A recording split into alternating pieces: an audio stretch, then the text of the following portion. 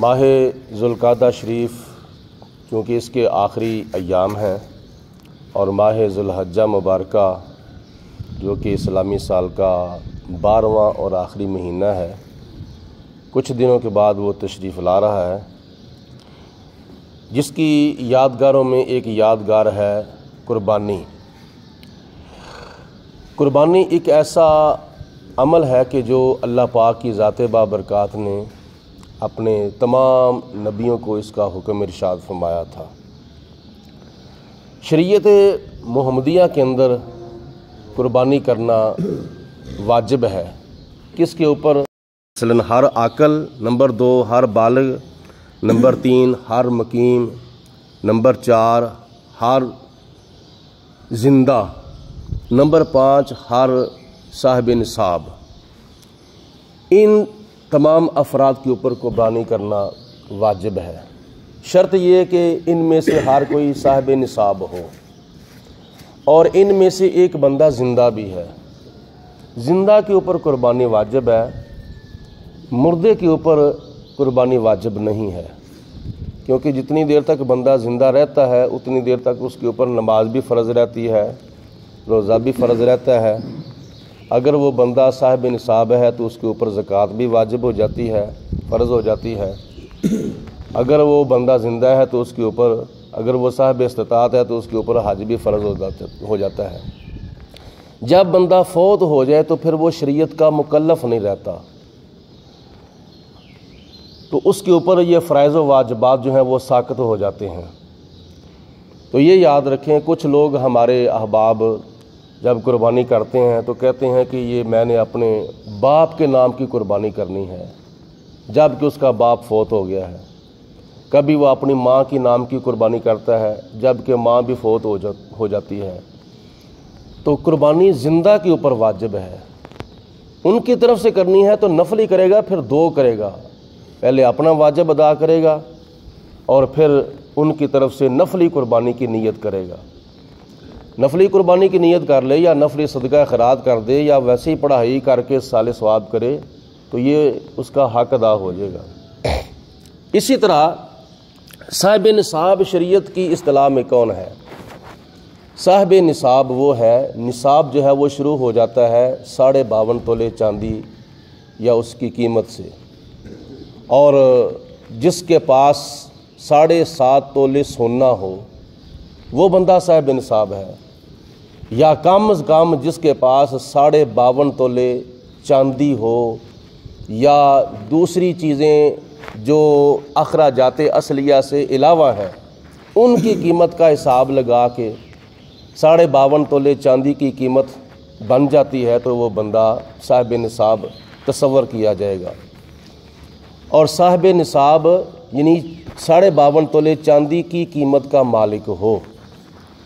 آج اس دور کے اندر یعنی مئی 2025 کے اندر جو چاندی کا ریٹ ہے وہ تقریباً 4,500 روپے تولہ ہے، تقریباً آگے پیچھے بھی اتراؤ چڑھاؤ جو ہوتا رہتا ہے، آگے پیچھے بھی ہو جاتا ہے، میں تقریباً عرض کر رہا ہوں۔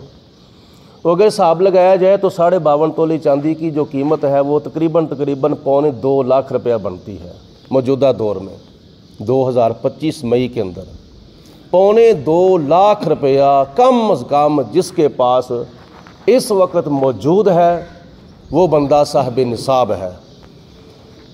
اگر نقدی موجود نہیں، اتنی 2.25 لاکھ روپیہ نقدی نہیں ہے تو گھر کے اندر جو دوسری چیزیں استعمال کے علاوہ پڑی ہوئی ہیں ان کی قیمت کا حساب و کتاب لگائے گا، تو پھر اگر اس مالیت تک اس کی رقم پہنچ جاتی ہے تو وہ بندہ صاحب نصاب ہے اور اس کے اوپر قربانی واجب ہے۔ کچھ لوگ کہتے ہیں کہ میں نے اپنے بچوں کی شادی کرنی ہے، میں نے مکان بنانا ہے، میں نے فلاں کام کرنا ہے، میں نے فلاں کام کرنا ہے۔ یہ سارے کام بعد میں ہیں، پہلے وہ عید الاضحیٰ سے 1 دن بھی پہلے، عید الاضحیٰ سے 1 دن بھی پہلے یا عید الاضحیٰ سے لے کر ماہ ذوالحجہ مبارکہ کی 12ویں تاریخ تک وہ بندہ صاحب نصاب اگر ہے تو اس کے اوپر قربانی واجب ہے۔ یعنی ماہ ذو الحجہ مبارکہ کی 10 تاریخ سے لے کر 11 اور 12 کی عصر کی نماز تک اگر وہ بندہ صاحب نصاب ہو گیا ہے، 12 تاریخ کی عصر کی نماز تک بھی اگر وہ بندہ صاحب نصاب ہو گیا ہے، 2.25 لاکھ روپے کا مالک ہو گیا ہے، تو اس کو قربانی کرنا واجب ہے، اور وہ کیا نام ہے، اگر نہیں کرے گا تو وہ گناہگار ہوگا اور تارک واجب ہوگا۔ چیز لازمی یاد رکھنی ہے۔ نمبر 3، جو ہمارے افراد بیرون ملک ہوتے ہیں، وہ صاحب نصاب ہیں، ان کے اوپر قربانی واجب ہے۔ اگر وہ وہاں اپنی قربانی کرتے ہیں تو وہ بھی ٹھیک ہے، اگر وہ پیسے اپنے ملک میں، اپنے وطن میں اپنے بیوی بچوں کو بھیج دیتے ہیں کہ لو تم میری طرف سے قربانی کر دو، تو یہ بھی ٹھیک ہے۔ یہ نہیں ہو سکتا کہ خامد کہے کہ لو تم اپنی طرف سے قربانی کر لو، میں پیسے بھیجتا ہوں، کیونکہ گھر کے اندر جو سربراہ ہے وہ خامد ہے، وہ بیوی نہیں ہے، یا صاحب نصاب جو ہے وہ بیوی نہیں، وہ خامد ہے۔ تو جو صاحب نصاب ہوگا قربانی اس کے اوپر واجب ہوگی، گھر کے اندر جو دوسرا فرد غیر صاحب نصاب ہے اس کے اوپر قربانی واجب نہیں ہے۔ یہ مسئلہ بھی یاد رکھیں کہ گھر کے اندر 2، 4، 5 یا 6 یا 7 افراد مل کے قربانی کرتے ہیں، گھر کے سربراہ جو ہیں وہ ایک بڑی قربانی لے لیتے ہیں، تو اس کے اندر اپنی بیوی کو بھی شامل کر لیتے ہیں، اپنے بچوں کو بھی، اپنی بچیوں کو بھی، اور وہاں وہ چھوٹے بچوں کو بھی شامل کر لیتے ہیں کہ ہم اپنے چھوٹے بچوں کی طرف سے بھی، چھوٹی بچیوں کی طرف سے بھی قربانی کر دیں، جب کہ وہ نابالغ ہے۔ قربانی کے لیے بالغ کا ہونا شرط ہے، نابالغ کے اوپر قربانی واجب نہیں ہے۔ تو جو گھر کے اندر افراد بالغ ہیں نا، ان کو تو اجتماعی قربانی کے اندر شامل کیا جا سکتا ہے، لیکن جو نابالغ بچے یا بچیاں ہیں ان کے اوپر چونکہ قربانی واجب نہیں ہے، ہاں ان کی طرف سے عقیقے کی نیت کر لی جائے تو یہ زیادہ بہتر ہوگا۔ بچے کی طرف سے 2 حصوں کی نیت کی جائے اور بچی کی طرف سے 1 حصے کی نیت کی جائے، تو یہ گھر کے اندر جو فیملی ہے نا، دوسرے افراد ہیں، ان کی طرف سے جو اجتماعی قربانی ہے اس کا یہ مسئلہ ہے۔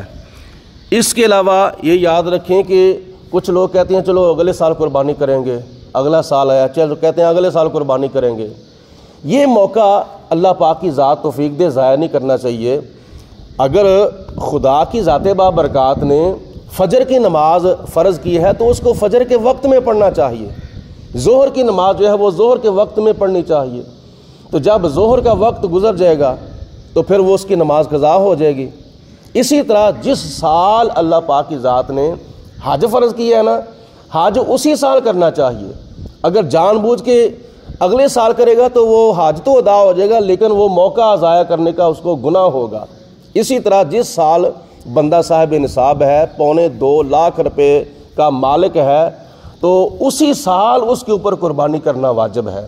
اگر کہے گا نہیں اس سال میں یہ کام کر لیتا ہوں، وہ کام کر لیتا ہوں، چلو قربانی اگلے سال کر لیں گے، کیا پتہ ہے اگلے سال کی امید لگا کے بیٹھا ہوا ہے۔